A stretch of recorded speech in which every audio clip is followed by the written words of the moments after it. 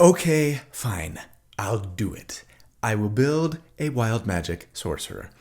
And they're going to be the awesomest wild magic sorcerer ever, bending the forces of arcane chaos to their will, empowering their allies and devastating enemies with a bouncing chromatic orb of destruction.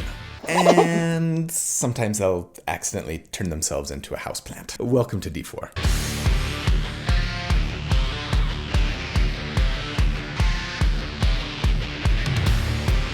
Hey everybody, so here at D4, each week I take a deep dive into character builds for my favorite role-playing games. I like to crunch numbers about them, I like to theorycraft about them, not so that I can tell you the right way or the best way to play a character, but to explore one potential way to build something in the hopes of creating a character that's both really fun but also really powerful to play. So if you also enjoy creating characters for your favorite role-playing games, or if you just like theory crafting, or if you're looking for tips or ideas on how to build something that you're thinking about playing, then welcome home.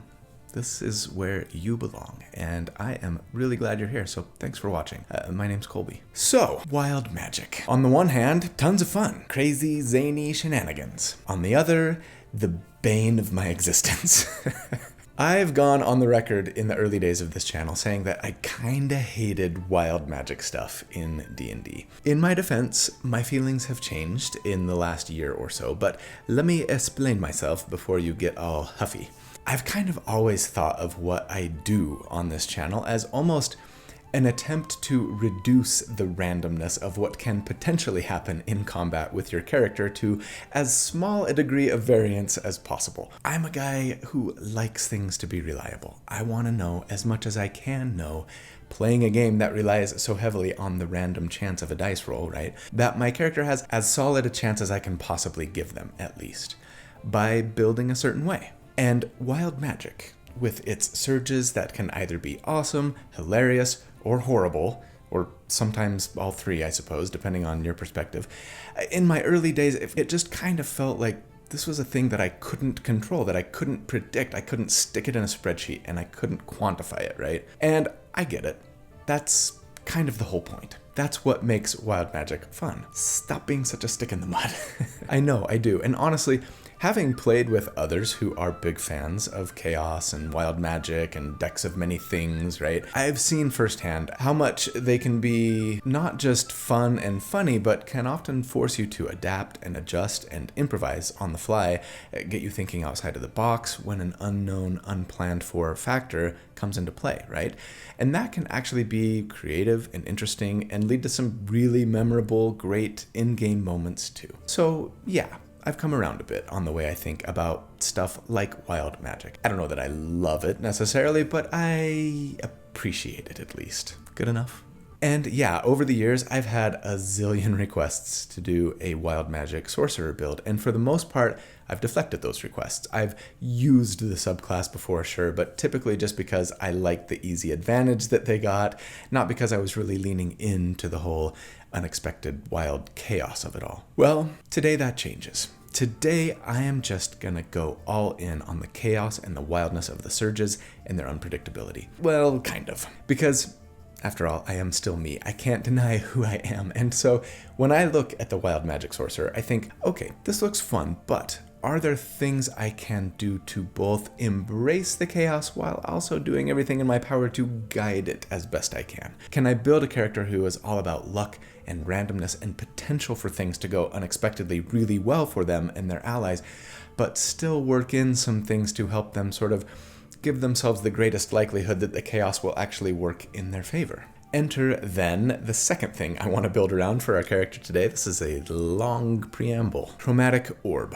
For those who don't know, this spell got a pretty big overhaul in 2024. One of my favorite spell changes of all the spell changes that we saw. They basically combined Chaos Bolt with Chromatic Orb, right? So now, when you cast it, you make a spell attack against an enemy, rolling 3d8 damage on a hit, but if any of the dice that you roll for damage are the same numbers as one another, then the spell bounces.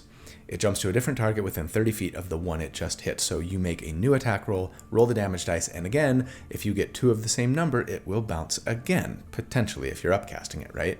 And the best part is, If you upcast it, not only do you increase the damage, but since you're rolling more dice, you increase the potential that it can bounce, and you increase the number of targets it can potentially bounce to.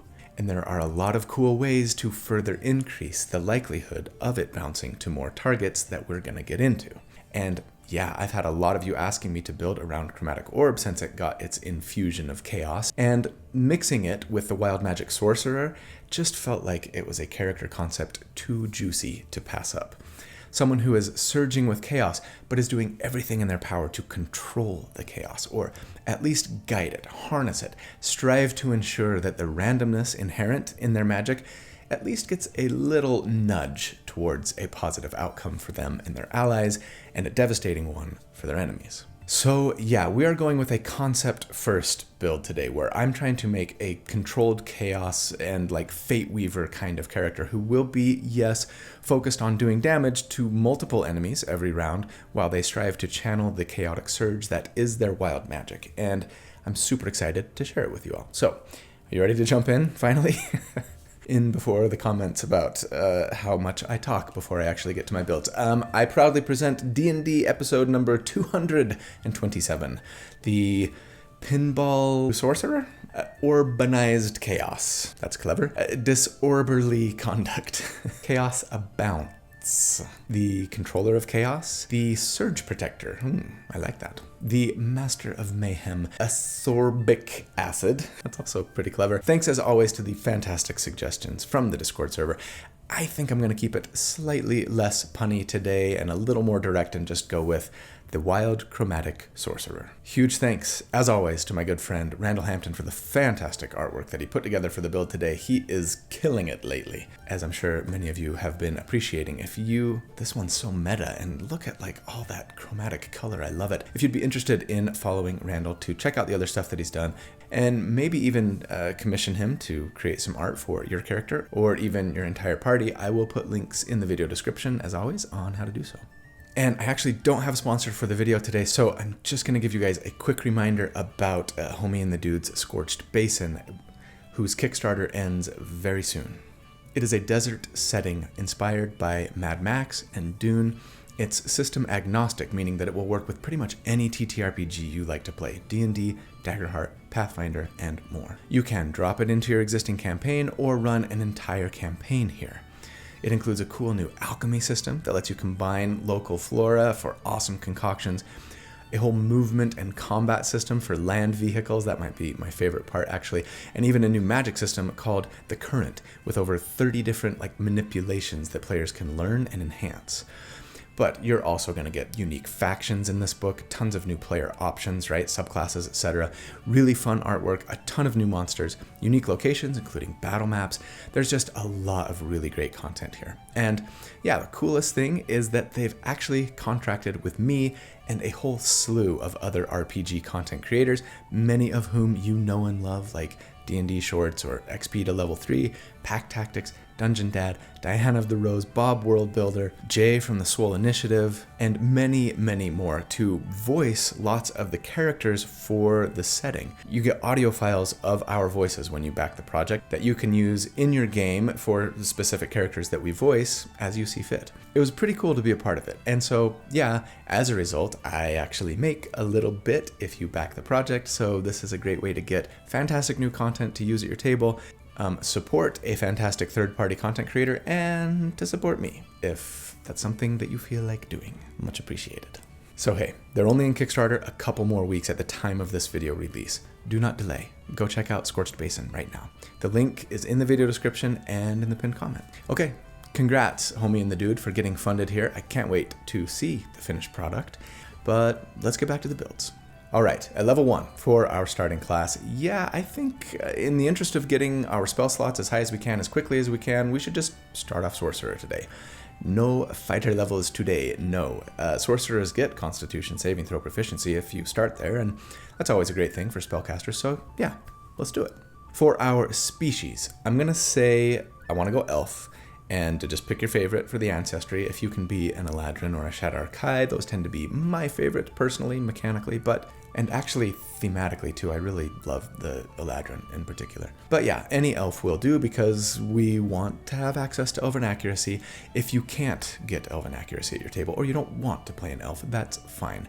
It will hurt our average damage numbers a little bit, but it's only a significant blow at the harder to hit enemy ACs. My other recommendations here would be a halfling, because I think their luck feature fits the concept really well here, or a human, actually, so that we could enjoy an extra origin feat, but more importantly for this build, so that we could start off every day with a heroic inspiration. More on that in a second. For our background, I'm going to say let's take an old or a custom one. If you can, make it your own, but if you can't, Entertainer will work just fine because it gives us everything we need. First, the origin feat that we want, which is Musician. It's a wonderful feat. It says that every time we finish a short or long rest, we can play some music and give heroic inspiration to all allies who hear it.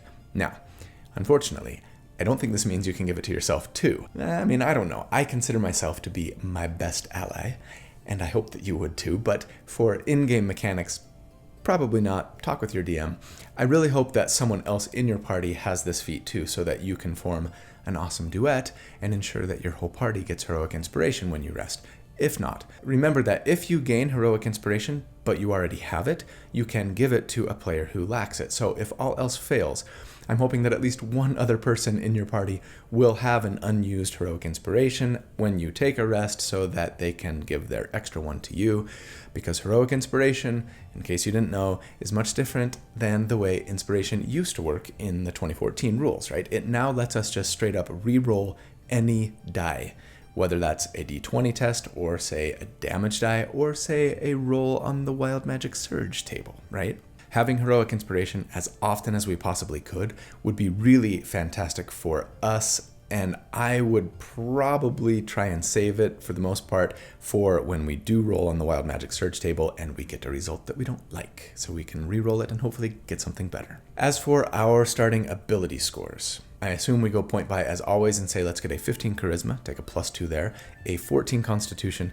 a 13 dexterity and a +1 there, so we can have a 14, and then a 13 intelligence actually. But I will say that the multiclassing that we will do, that we need that 13 intelligence for, is purely for thematic reasons, not necessarily for better damage or anything, arguably maybe with one little exception. And I know, I'm surprised as you are, but anyways, this is to say that you don't really need the 13 intelligence for the core of this build, and if you'd rather get a higher con or dex, or sure, wisdom or strength, right, so that you could multiclass into cleric or druid or paladin or something else, go for it. For our starting equipment, I mean, we don't really need much. We don't need weapons or armor. We're riding the lightning today, folks. So just grab a bedroll and some rations, maybe a spellcasting focus, and hit the road. At Sorcerer 1, then, we get innate sorcery, first of all, and this is one of my favorite new sorcerer abilities. I love it madly.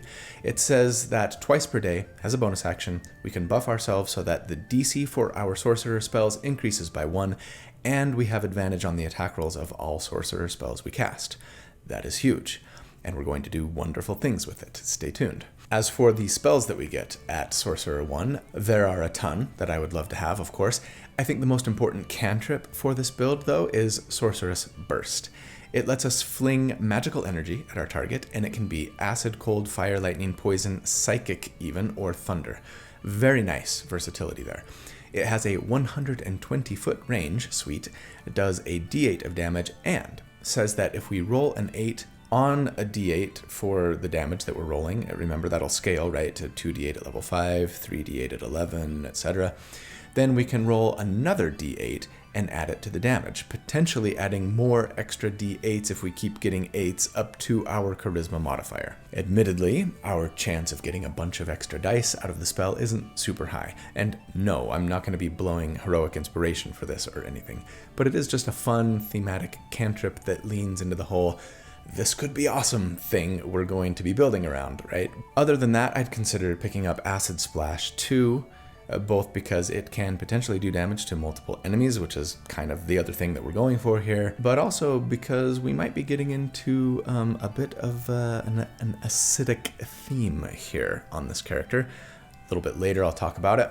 Beyond that, I would for sure want shield and mage armor here to help bolster our paltry defenses, and absorb elements and silvery barbs would be nice to have too, watch out for the mob. But above all, yes, we've got to get Chromatic Orb here. I've already gone over how this works in the preamble, but something I didn't mention is that we can also choose the damage type of the spell each time we cast it. It can be acid, cold, fire, lightning, poison, or thunder. No psychic this time. And yeah, it's got a solid range as well, 90 feet. Though remember, if it bounces, the target it bounces to has to be within 30 feet of the one it's bouncing from, right?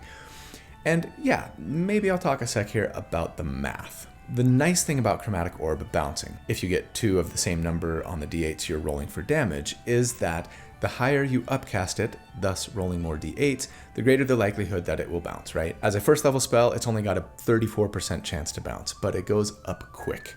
As a second level spell, it's 59%. As a third level spell, it's almost 80%. And as a 7th level spell and up, it's guaranteed 100%, right? And frankly, I mean, as a 5th level spell and up, it's practically guaranteed. So yeah, really high likelihood that you'll be hitting multiple enemies with it. And of course, it doesn't have the downside to a spell like, say, Fireball, where you might accidentally hurt your friends and or start the inn on fire, right? Raise your hand if you're guilty of doing that in a game. Sorry, Mr. Innkeeper. What's more, while sure, multi-target AoE spells usually do half damage if an enemy makes their saving throw, being able to target an enemy AC usually leads to a higher likelihood of doing full damage with the spell, especially if you build like we are going to, than targeting a saving throw would. So yeah, taking the pinball route is just a lot more precise than Fireball, and a lot safer too. Don't get me wrong, I still love a good AoE build, as you know. Check out the Master Blaster for my most recent favorite.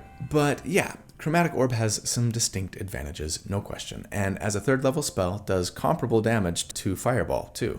5d8 for Chromatic Orb per target hit, right, would be 22.5 damage, compared to Fireball's 8d6, which is 28. Chromatic Orb scales a bit better, so we would pass up Fireball eventually. You know who is way better than Fireball already, though? Even at level 1?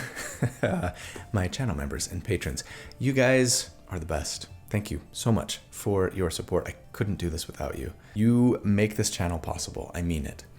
If you're not a member or a patron, I'd love it if you'd consider becoming one. If you look in the video description, there are links to my channel members and Patreon sites, and it'll explain there what that looks like and what kind of perks you can get. I give all of my perks to anyone who signs up at the silver level or higher. It's like $2 a month, and just ask that you pay what you think it's worth and what you feel you can afford. Those perks include access to the library of write-ups that I do for all of my builds so that you can recreate them yourself a little more easily, access to the community Discord server, and access to the live monthly Q&A hangout sessions that we have. If you're not interested or don't feel like that's something you can do right now, that's fine. Being here, watching, liking, subscribing, telling your friends, these are all also great ways to support the channel, so thank you. Now, an important note.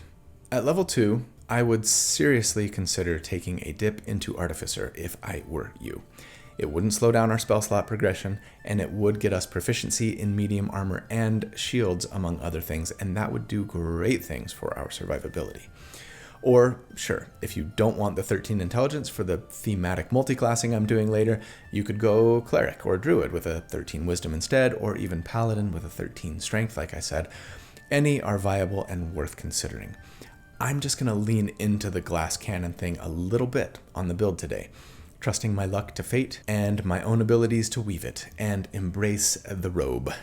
But you should do what you think best, and if you're okay delaying sorcerer features and higher level spells for some better survivability, then you absolutely should, especially if you can make it work with your character concept, okay? As for us, yeah, we will be a sorcerer too here, and that means we get Font of Magic, our sorcery points, of which we get 1 per sorcerer level now, per day, which we can use to create more spell slots, or we can burn our spell slots for more sorcery points. And we'll probably be doing that because we really love using them for meta magic, which we also get at this level now. We get 2 choices of the fantastic list of options, and for this build, sure, I'd probably grab Quicken Spell. I almost always do, though I wouldn't consider it a no-brainer on this build necessarily. It would depend on how many combat encounters I usually had in a day and how conservative I needed to be with my points as a result, right?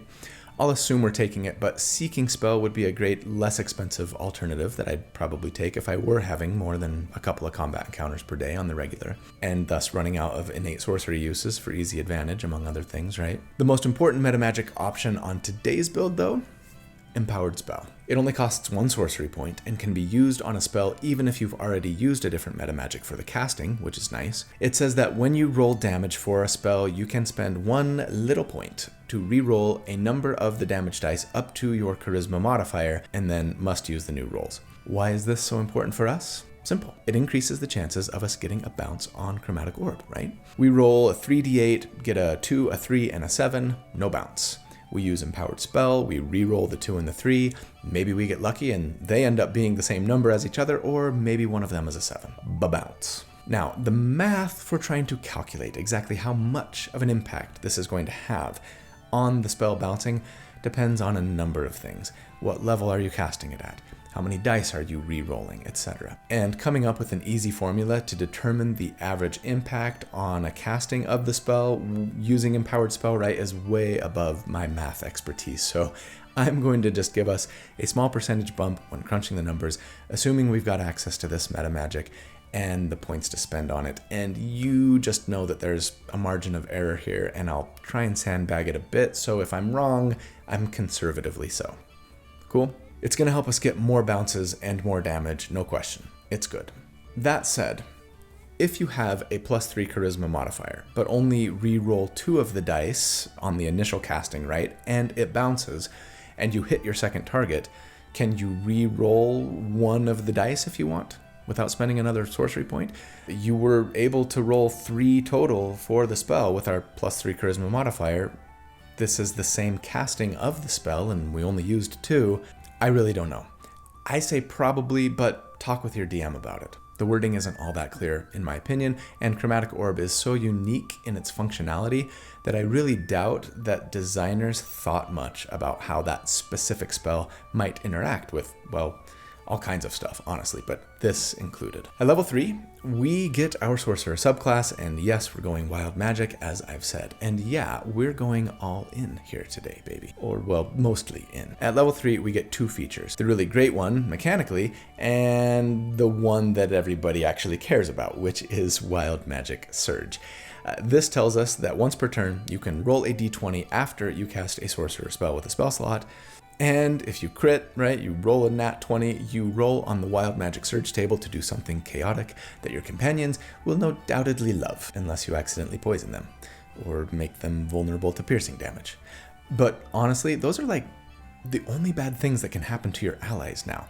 Yeah, the Wild Magic Surge table got a huge facelift, and there are really only a couple of bad things that can happen to you individually. Otherwise, you might turn into a plant, which is hilarious, or become frightened, or polymorph yourself into a goat. But otherwise, you're doing damage to enemies, getting free castings of random but good or at worst benign spells. You're teleporting, sometimes you're getting an extra action, going invisible with your whole party, giving enemies disadvantage on saving throws. The vast majority of stuff that could happen is beneficial for you and or your party, or bad for your enemies, or at worst, kind of benign and silly. So shenanigan it up, people. Because great news, thanks to the improved Tides of Chaos feature, the other feature that we get at this level, right, we can roll on the table a lot more frequently now. We don't have to depend on our DM to give us permission. So this tells us that once per day, we can just have advantage on a d20 test of our choice. Awesome. Better yet, we can refresh that at-will advantage by simply casting a Sorcerer spell with a spell slot, and best of all, for the chaotically aligned, when we refresh our advantage by casting a Sorcerer spell with a spell slot, we just automatically roll on the Wild Magic Surge table. So burn up those free advantages as often as you can if you are here to sow chaos. Unfortunately, I can't really try to account for what rolling on the table will do for our damage. Sure, rolling a 53 to a 56 would give us an extra action every turn, so we could throw out a cantrip or something in addition to our Chromatic Orb, right? Or we could roll and get a free casting of Fireball. But yeah, more likely we'll get a utility or defensive buff or something benign. So I'm just going to say it's there, have fun with it. No way to reliably put it on the spreadsheet, and that's kind of the point. As for the second level spells that we would get at this level, I'd mostly be focusing on defense and utility, I think. Blur to give enemies disadvantage on attacks against us, Mirror Image to create illusory duplicates that might get hit instead of us, Misty Step because teleportation is always great, but the one that I'll say we should definitely consider taking for damage purposes is Dragon's Breath. You probably weren't expecting that, were you? Don't forget, this is a multi-target damage dealer that we are building here today, and Dragon's Breath is great for that because when we cast it as a bonus action, we can touch ourselves or an ally, and thereafter, so long as we maintain concentration, the Dragon Breather can use their action to exhale a 15-foot cone of acid, cold, fire, lightning, or poison damage, dealing 3d6 damage to everyone who fails their dexterity save, half on a save, scaling up by 1 more d6 for every level we upcast it. The thing I like about this is that since it requires our action but isn't casting a spell, once we've got it going at least, we could, say, quicken a chromatic orb with our bonus action and then use Dragon's Breath with our action to get a little extra multi-target damage on our turn in every round.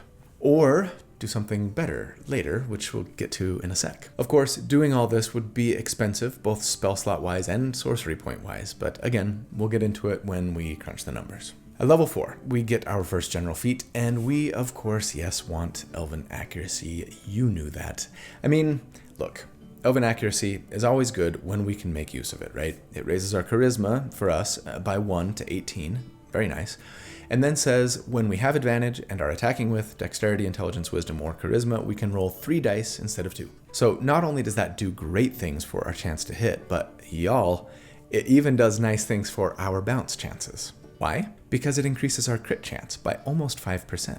And remember what happens when we get a critical hit? Say it with me, we double the dice we roll for damage. And if we're rolling 8d8 instead of 4d8 because we crit with a second level chromatic orb, guess what our chances are of getting at least 2 of the same number? 99.8%. This is a no-brainer first feat, if we can get it. If not, I'd probably go with Elemental Adept, but we'll talk more about that later. At level 5, we get Sorceress Restoration, which says that once per day, after a short rest, we can recover half of our spent sorcery points, much appreciated, and then we get the Magnificent 3rd level spells. And strange as it may sound, I'm just going to say PYF here, pick your favorites. And you're going to be hearing that a lot from me on this build going forward. Lots of amazing choices, of course, here, right? Catnap for a quick short rest in case of emergency, Counterspell and Dispel Magic to combat enemy mages and spell effects, Fly, the trifecta of control spells, Hypnotic Pattern, Fear, and Slow, even Fireball, sure, if your enemies are grouped up and your friends aren't close by, but otherwise, we've got Chromatic Orb, which does a 5d8 on a hit now and can potentially hit 4 enemies if it keeps bouncing. But at level 6, I'm going to do something that might feel odd. I want to take a level in, yes, Wizard. You certainly don't have to do this, but I want to actually take a few levels in Wizard eventually, mostly because it feels right for the theme that I've got going today, and it won't slow down our damage at all, since the most important thing for us at this point is to keep scaling our spell slots. And, well, actually, since I'm getting some later anyways, taking just a dip right now might give us just a little damage bump even, because you see, at Wizard 1, we get, well, first of all, Ritual Adept. This says that we can cast any ritual out of our spellbook, even if it's not prepared. Super useful. We also get Arcane Recovery, which lets us recover spent spell slots once per day after a short rest equal to half our wizard level. But then we also get wizard spells. And that's great, letting us take things like Shield that don't rely on a good spellcasting stat to work, right? Freeing up like known sorcerer spells later. We should also prioritize rituals, of course, since we don't have to prepare them, so things like Comprehend Languages, Detect Magic, and above all, Find Familiar. Not so that we can get advantage when our familiar takes the help action. We've got advantage coming out our ears on this build, but no, because when we summon our little owl or bat or raven, we can cast Dragon's Breath on them, and then on their turn, they can use their action to rain down acid or fire or lightning from above, and hopefully fly away to safety afterwards, just making strafing aerial bombardment runs every round, leaving our own action deliciously free, if we've got the sorcery points to quicken Chromatic Orb anyways. And for those of you who are typing in the comments right now that this would be a great way to guarantee that your familiar gets targeted and taken out by the DM, right? I say, that's fine. I love it when enemies waste their turn trying to take out my familiar. Not because I don't love my familiar. I do love them, but I can bring them back. I mean, first of all, the bad guy has to be able to make a decent ranged attack from a pretty far distance. And most enemies can't do that. Plenty can, but more can't than can, right? And even if they can do that with their action, I still think it's a net gain for our party. I'm just going to summon them back after combat, no worries. If you'd rather just use Dragon's Breath on yourself, though, or sure, concentrate on slow or something like a smart person would do, that's fine as well. But when I crunch numbers, I'm going to assume that, we're using Dragon's Breath on our familiar, and you can adjust your own build and table as you see fit. Speaking of, yes, it is time for our first damage report. So let's talk about what combat could and hopefully would look like for us at this level. On round 1, I'm going to say let's get an 8 sorcery going with our bonus action and put Dragon's Breath on our familiar. You could just throw out a Chromatic Orb instead and maybe do Dragon's Breath on round 2 if you wanted, or not at all for that matter. But I like the idea of having our little aerial strafe attacks going right away as the enemy is getting situated, and then continuing to enjoy the benefit of that damage on subsequent rounds, right? On their turn, then, the familiar will just fly above the enemies and try to get as many of them as possible in the 15-foot cone of Dragon's Breath. And keep in mind that a cone is a 3-dimensional shape, right? If cast from above onto the ground below, it should spread out into like a 15 by 15 foot area on the grid, improving our chances of getting more enemies in that area. For now, I'm going to cast that as a 2nd level spell, and I'm going to assume that enemies have a 55% chance of failing their save against it, since we've got an 8 sorcery going, increasing our spell save DC, right? Usually I do 50%, but we got a free +1. Then, on rounds 2 through 4, since I average damage over a 4-round combat encounter, we will simply quicken Chromatic Orb, casting it as a bonus action with Elven Accuracy advantage thanks to innate sorcery. Upcast at the 3rd level every time, since we would have 3 3rd level spell slots, right? It would do 5d8 if it hits and could hit up to 4 targets if it keeps bouncing. It normally has about an 80% chance to bounce each time, though that number will be higher thanks to our crit chance and empowered spell. We'd be burning spell slots for sorcery points if we were quickening and empowering on 3 rounds, right? Thankfully, that no longer requires a bonus action to do, but just be aware. Again, I don't know exactly what the likelihood of bouncing would be, all things considered, but I don't think that 90% is too far off the mark. Again, factoring our crit chance as well, right? That's what I'm going to assume. Feel free to prove me wrong in the comments, but make sure to show your work. With our action then, sure, we'd throw out a Sorcerer's Burst because that's the most chaotic cantrip we could be casting. Acid Splash if you've got 2 enemies standing next to each other, I guess, but I'm going to assume Sorcerer's Burst, which hits for 2d8 now. And no, we're not using Empowered Spell to try and re-roll 8s there. That would be silly. But our average damage does get a slight bump thanks to the extra damage that we do get if we roll an 8, right? Again, especially considering our fantastic crit chance, that's going to be a little bit higher. Now, when I calculate damage, I'm just going to assume that we're hitting 3 targets. I know, hitting 3 with Dragon's Breath every round, even if it's like a 3x3 area on the grid, isn't amazing, but it's what I've always done when using the spell this way, like with our familiar, right? So I might as well keep comparing apples to apples. Plus, the likelihood of getting more than 3 targets with Chromatic Orb is pretty high, actually, so long as there are more than 3 targets on the battlefield anyways. They are likely to be within 30 feet of each other, and our chance of the orb continuing to pinball around the battlefield is quite good. So, with all of those assumptions in place, averaged over 4 rounds here against enemies with a 10 armor class, we would do 87 total damage per round, and against a 15 AC, it would be 85 DPR. Keeping in mind that there is a margin of error there of a few percentage points, and that, that damage is spread pretty evenly against 3 targets, with just one of them taking a little extra from Sorcerer's Burst most rounds. And compared to other multi-target sustained damage dealers that I've done to date at this level, that's pretty dang solid. Beating out every build but the Master Blaster themselves, who was throwing out fireballs and running around the battlefield with Spirit Guardians, but then holding their action to run around again with their reaction and doubling up on the damage there. Super cheesy, right? And potentially deadly to their allies, with fireballs at least. Oh, and best of all, of course, is that on this build, we're probably accidentally buffing our allies, debuffing our enemies, or giving ourselves beards of feathers like all the time here when we're not accidentally lighting everything we touch on fire, I guess. We are blasting and having a blast. I love where we're at. So let's keep going. Okay, at level 7, I think we go back to Sorcerer for a while because there are just lots of good things waiting for us here. First up, we get Bend Luck as a Wild Magic Sorcerer of 6, right? Which says that immediately after another creature, not us, alas, makes a d20 test, we can use our reaction and a sorcery point to roll 1d4 and apply what we roll as either a bonus or a penalty to the roll, our choice.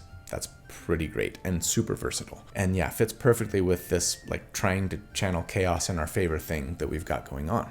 If I take one more step in Sorcerer, it will be the furthest into wild magic I've ever been. If I take one more step, it'll be the farthest away from home I've ever been.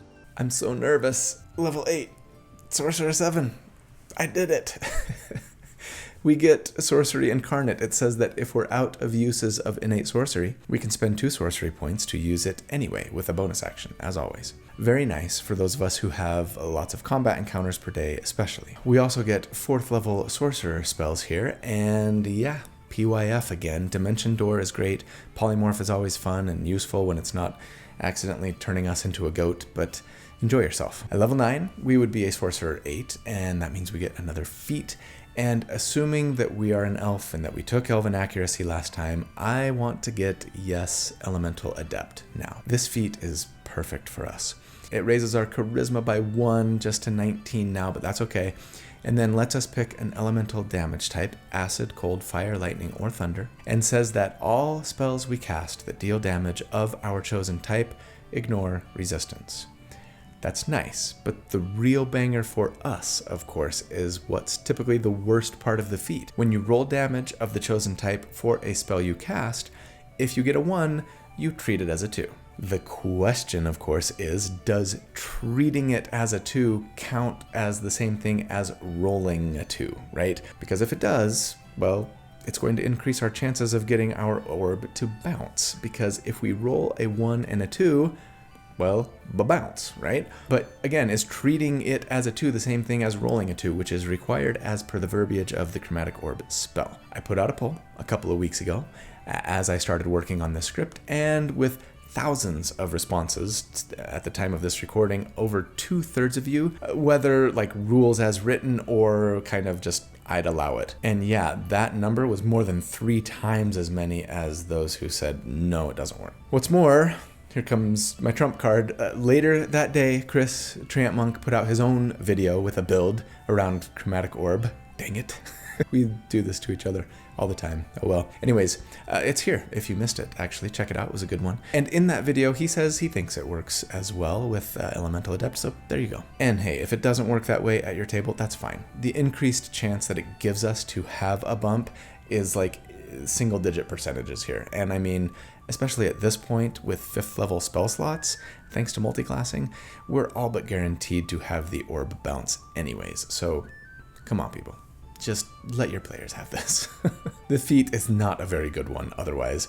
And, you know, as for the damage type that we should pick for the spell, I mean, the question really is which damage type is the one that monsters most often have immunity to, right? Since we'd want to avoid that damage type as, you know, Elemental Adept lets us avoid resistance, not immunity. The answer there is Thunder. Only 4 monsters have immunity to it, but then again, only 12 monsters have resistance to Thunder, so we're probably not going to run into Thunder resistance all that often anyways. Unless you're playing a one-shot with Chris and the Dungeon Dudes celebrating 30,000 subscribers, and you build around Booming Blade and you run into a bunch of Storm Giants. That was like 3 or 4 years ago. I'm still bitter, apparently. Yeah, so I think my favorite pick actually then would be Acid, as I kind of alluded to earlier. First, because Acid's just cool, and I've never really done an acidic build before. Only 18 monsters have acid immunity, and 22 of them have resistance. But maybe more importantly, I think, something that I've talked about a little bit, but I mean, one really big benefit to this build and the way we're going here is the diversity in damage types that we have, right? All 3 of the spells that we're doing damage with every turn, Chromatic Orb, Dragon's Breath, and Sorcerer's Burst, have the ability to switch up damage types when we cast them. This will be an awesome way to avoid resistance, immunity, and even take advantage of vulnerability once in a while. That said, Dragon's Breath can't pick Thunder as a damage type, but all 3 of them can pick Acid. And since monsters so infrequently have Acid immunity, it would be nice to just make all of our spells deal Acid damage most of the time when we're not fighting black dragons like this guy over there and oozes and such, right? So that we can just get a teeny bit more damage out of the spells if we roll 1s for damage thanks to Elemental Adept, not to mention increase our bounce chance on an acidic orb. And yeah, of course, when we are fighting black dragons and oozes, no problem, just switch up the damage type. Cool. Okay, this then brings us to our next damage report. Since last check, we have raised our spell slots to 5th level, which we will use for Dragon's Breath, using our 3 4th level slots for an upcast Chromatic Orb. Other than that, we're going to see a tiny bump to our damage from Elemental Adept, but even though our chance to pinball that orb is all but guaranteed now, most of the rest of our increases since last time have come in the form of utility and support, which is totally fine. But averaged over 4 rounds now, we would, against enemies with a 10 armor class, do 131 damage per round, and against a 16 AC, it would be 128 DPR. And that's a solid 50% increase, all just really from increasing our spell slots. And compared to other multi-target sustained damage dealers, that puts us in about the same place as last time, 2nd place. A very fine place to be, though I should mention that the Maelstromancer, right up there, that Sea Druid build, right, was only assuming damage to 2 targets, so they're probably doing more damage per enemy, which could be better, could be worse, depending on what you're fighting. But hey, we're still in a very solid place, controlling the chaos, or at least trying to. And to that end, actually, how about at level 10, we get back to those wizard levels? I want to get a wizard subclass. So yeah, let's go wizard 2 here. And as such, then at this level, we just get Scholar. This gives us expertise in an intelligence skill that we have proficiency in, and that's it. This is the worst level I ever have. This is the worst lunch I ever had. But hey, at level 11, we would be a Wizard 3, and that means we get our Wizard subclass. And this is the main reason that I wanted to come Wizard, because I want to take Diviner. I mean, Evoker would let us eke out a little more damage from our cantrips, right, at this level, but no.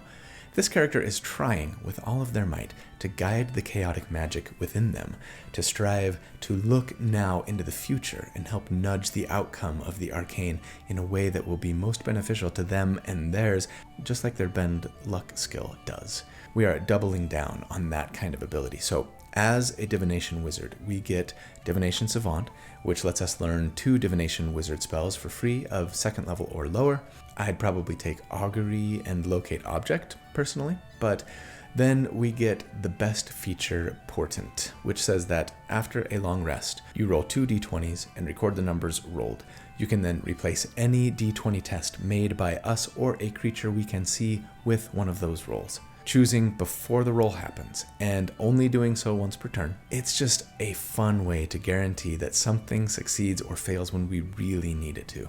I really wish that we could use Portent for a D100 roll if we wanted, but alas. This is still really good, and it feels just super on point thematically to me. Anyways, we also get 2nd level wizard spells here, and again, I would focus on useful stuff that didn't require a good spellcasting stat, like Rope Trick, See Invisibility, Spider Climb, right? But then at level 12, as much as I'd love to grab a feat from Wizard 4 and cap my charisma, I really want to get back to Sorcerer here because I want to hit Sorcerer 14 by the end of the build, because Wild Magic Sorcerers get a great feature there. So let's just do that. Meaning that we would be a Sorcerer 9 here, and that gives us 5th level Sorcerer spells. You might want to consider Cloud Kill here, It could be a more reliable, like safer for your familiar way for us to get some persistent multi-target damage with our concentration. It's a 20-foot radius sphere of poison fog that also heavily obscures the area that it's in. It deals 5d8 damage per turn, barring a constitution save, half on a save. It's not amazing. It moves away from us at 10 feet every turn. Constitution save, poison damage, which does see a lot of immunity from monsters, and it would potentially hurt our allies too, but in the right situation, it could be nice. Effectively blinding enemies within, right? Forcing them to try and move out before they can be effective. My favorite way to use it is to have one of your allies cast Wall of Force and then put this inside of it. Kind of like we did with that very first dual 2-character build that I did, Brainy and the Beast. Anyways, I'd consider keeping this one in my back pocket, I think. Other than that, yeah, the usuals. Hold Monster, Synaptic Static I love, and I might want to use that instead of Chromatic Orb sometimes to do AoE damage and debuff enemies, right? Wall of Stone provides some nice control. Have fun with it. At level 13, we would be a Sorcerer 10, and that means we get 2 more metamagic choices. Hooray! Let's grab Seeking Spell, if we didn't last time, just to really make sure that our Chromatic Orb lands when we cast it. Only costs 1 sorcery point and can also be used on a spell even if we've already used a different metamagic option for that spell, right? And then it just lets us re-roll the d20 on a missed spell attack, effectively giving us 4 d20s now, when we have advantage with Elven Accuracy, right? If we need them. Very nice. And then, yeah, Subtle Spell is always good. Lets us cast a spell without having to use components for it for 1 sorcery point. Unless it has a material component that has a cost specified or that's consumed. Oh, and Chromatic Orb does have that, by the way. Womp womp. But Dragon's Breath doesn't. Maybe you could get it going before combat starts this way and then start pinballing right on round 1? Don't forget, we do also, thanks to multiclassing here, have a 7th level spell slot now, just in time for our next damage report. Since last check, we have increased our spell slots. Sorceress Burst got a bump, right, at character level 11, but that's about it. I mean, I guess, yeah, I could assume that we've got Dragon's Breath going when combat breaks out, thanks to Subtle Spell. It's tough, right, because I've done this before and got all into the weeds about it, and I did a poll on it asking if you could do this at your table without starting combat, right, etc. I think it was on the Critty Bang Bang build. Check here if you want to get into the weeds with me. And while I appreciate that sometimes you're just surprised in combat, or you failed to realize that the villain was actually monologuing leading up to attacking you, or whatever, if I'm gonna assume that we can start combat off with like a buff or by casting Hold Person subtly or something like that, right? On one build, in the interest of exploring the limits of what's possible, I kind of have to do it for others too, just to make it fair and keep our comparisons similar, right? So fine, we have Dragon's Breath going at the beginning of combat. If you can't, it's not a huge deal. The impact to the average numbers over 4 rounds is relatively small. Anyways, let's just pretend that we're fools and that we are upcasting Dragon's Breath at the 7th level, then using 1 6th level slot and 2 5th level slots and 1 4th level slot for Chromatic Orb over 4 rounds, right? I know, that's ridiculous. Who would do such a thing? I might, because against enemies with a 10 armor class, on average here we would do 193 damage. And against enemies with a 17 AC, it would be 189 DPR. Again, about a 50% increase, and again, landing us in a solid 2nd place, though this time, actually, we're kind of gaining on that Master Blaster. They've only got about a 10% lead on us. Closing the gap. Can we stay on target? Well, at level 14, we would be a Sorcerer 11, and that means we get 6th level Sorcerer spells. And of course you should get Mass Suggestion for encounter-ending control potential, but I mean, Sunbeam is so awesome and perfect for us.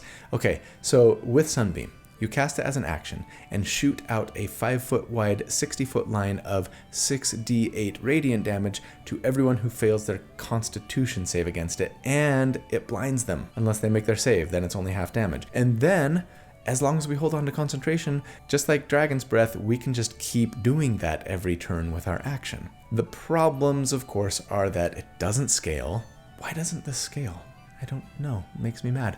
And we can't, like, give it to our familiar, freeing up our action, right? But it does have potential to get a lot more enemies in the area of effect and potentially blinds them too. So another one of those that I'd want to just kind of keep in my back pocket, maybe. I love the idea, actually, of just casting Sunbeam, like, suddenly It would feel like a big bad guy is talking and all of a sudden you sneeze and it's like, sunbeam! It's like you've got magical Tourette's or something. Blam! Sunbeam! Oh, sorry about that. And honestly, that would feel pretty dang fitting for a wild magic sorcerer, I think. Anyways, moving on. At level 15, we would be a sorcerer 12. And that means we get another feat, and yeah, sure, let's take Warcaster. Arguably should have taken it a long time ago, but to be fair, with our Constitution save proficiency and our ability to just have advantage on a D20 test practically anytime we want, right? Thanks to Tides of Chaos, plus our Portent. I just haven't worried about Warcaster too much, but yeah, a decent chunk of our damage is coming from Dragon's Breath, honestly. So if you're really going to go that route and lean into Dragon's Breath here, you might have wanted to take this before Elemental Adept even, honestly. Or at least go Wizard 4, or even just Sorcerer 12 first, right, to grab this. But we're here now, and I'm pleased, since it lets us bump our Charisma to 20. Lets us always have advantage on concentration checks, and even lets us throw out a spell as a reaction when an enemy leaves our reach. It probably can't be Chromatic Orb, since that will likely be targeting more than just that creature, but I mean, you and your DM might interpret that as like, look, Chromatic Orb only targets one creature. What happens after that? I mean, that's for the orb to decide. It might start bouncing around, but I can't be responsible for that, right? But anyways, if you're not clear on whether you could do a Chromatic Orb there, talk it over with your DM. We do get an 8th level spell slot at this level thanks to multiclassing too. At level 16, we'd be a Sorcerer 13, and that means we get 7th level Sorcerer spells. Reverse Gravity is my favorite here, and yeah, again, gravity suddenly like changing direction and causing everyone to just go flying up into the air. Totally on point for a wild magic chaos embracer, I think. But pick your favorite. Finally then for us at level 17, we'd be a Sorcerer 14, and we get Controlled Chaos, which is just the perfect ability in name and mechanics, as it says that whenever we roll on the Wild Magic Surge table, we have a modicum of control, letting us roll twice and use either number. And this will lead to you truly, like, almost never having a bad outcome from your Wild Magic Surges. We do get a 9th level spell slot for multiclassing now, and Sorcerer's Burst gets its final bump up to 4d8. So, for our final damage report then, since last check, we've capped our Charisma, raised our spell slots all the way up to 9th level, so that our Dragon's Breath would potentially do 10d6 damage if we were to use a 9th level spell slot for it, and then we'd potentially be firing a Chromatic Orb at the 8th, 7th, 6th, and 5th levels. Oh, and in case you didn't know, yeah, once you're using actually a 6th level spell slot here, you are 100% guaranteed for it to just keep bouncing as long as you keep hitting your targets thanks to Elemental Adept. If Elemental Adept works like most people think it does here, right, for our purposes. And man, I really hope that at least once in your character's lifetime, you get to fight a bunch of fairly low hit point monsters that are all within 30 feet of each other, because taking out like 8 or 9 of them all with one glorious acidic orb will just be something to behold. Other than that though, we've seen another little bump to Sorcerer's Burst, and again just picked up some nice control, utility, and defensive options, as well as a little bit more control over the chaos of our Wild Magic Surges. But averaged over 4 rounds here against 3 enemies with a 10 armor class, we would average now 239 damage per round. And against enemies with a 10 AC, it would be 235 DPR. Gosh dang it, we couldn't quite catch that Master Blaster, but it's still a nice increase. Still keeps us in 2nd place compared to other multi-target sustained damage dealers that I've built to date, and that is a happy place to be indeed.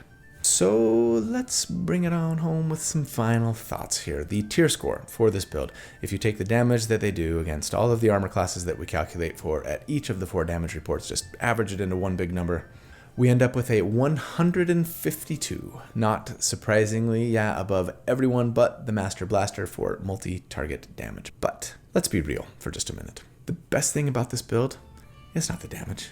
You know that. I know that. It's the way that we bring a level of awesome and hilarity heretofore unseen or unheard of to our D&D table. And I'm not just talking about the Wild Magic Surges, though that of course is a huge part of it. But yeah, I mean, we're buffing our allies, we're debuffing our enemies, we're making friends succeed more consistently and enemies fail more regularly. We are peering into the future to bend fate to smile more favorably upon us. We are channeling the forces of arcane chaos to nudge just slightly in our favor, and most of the time, that's all we're going to need in order to empower our team and devastate our foes, and it will be glorious. And sometimes, instead of all of that, pink bubbles will float out of our mouth every time we talk, and that, frankly, will be even better. So that's the build for the week. I hope you enjoyed it. I definitely had a blast putting it together, and just imagining actually playing this character gets me all kind of excited to try out wild magic for reals. I mean, other people seem to have so much fun with it, why can't I? But I love you guys. I really do. Thank you so much for all that you do for me, for the channel. I hope you have a really great day and a fantastic week, and if you don't, I hope that you won't give up. Please hang in there. You got this. I hope that you'll do good and that you'll be kind, and that I'll see you again very soon. But until then, take care. Bye.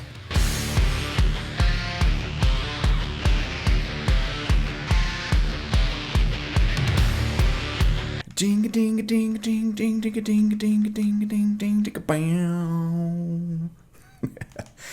Ever since I was a young kid, I played the silver ball. From Soho down to Brighton, I must have played 'em all. But I ain't seen nothing like him in any amusement hall. That deaf, dumb, and blind kid sure plays a mean pinball. Ding, ding, ba-bam.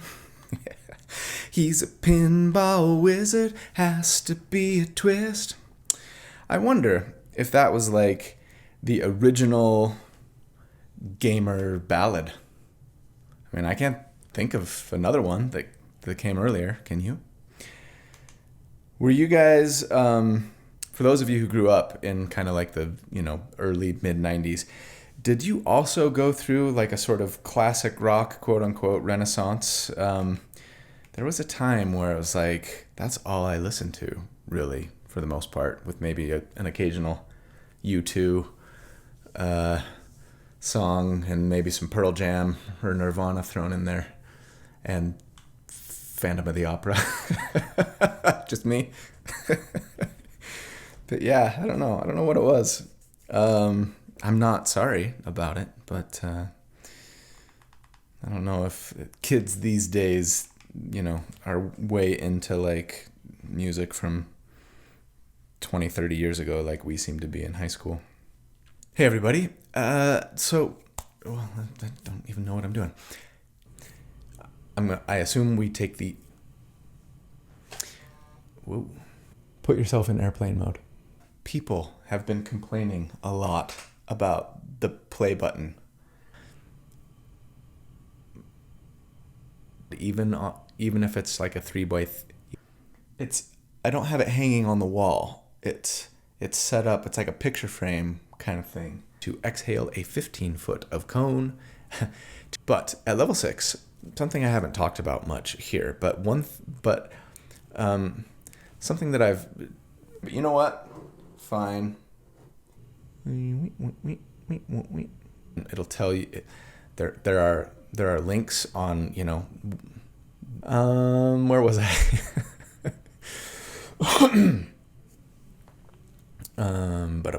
Okay, here we go. Super cheesy, potentially deadly to their allies, at least with the fireball. All right. Fortunately, it didn't start lagging until just recently, and then us